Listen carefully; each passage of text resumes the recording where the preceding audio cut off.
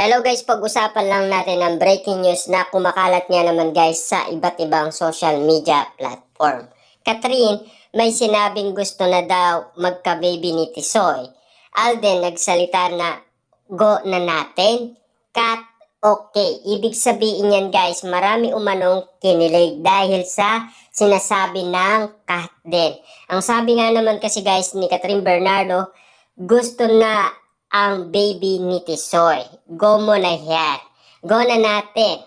Okay. O sige, sabi naman guys ni Alden Richard. Yung o sige, grabe nga naman kasi guys dahil marami umanong kinilig. Saka yung sinabi ni Alden Richard na go na natin.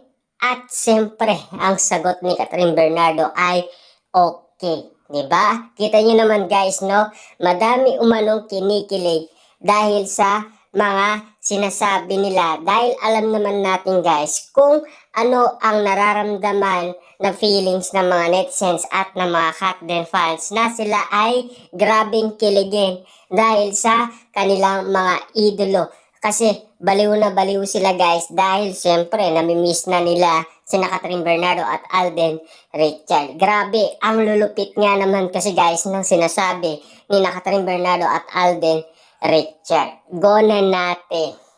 Okay. Diba? Grabe guys, diba? Yun ang pinakamalupit na mga sinasabi guys ni Catherine Bernardo at Alden Richard na nagpakilig ng karamihan. Lalo-lalo na guys.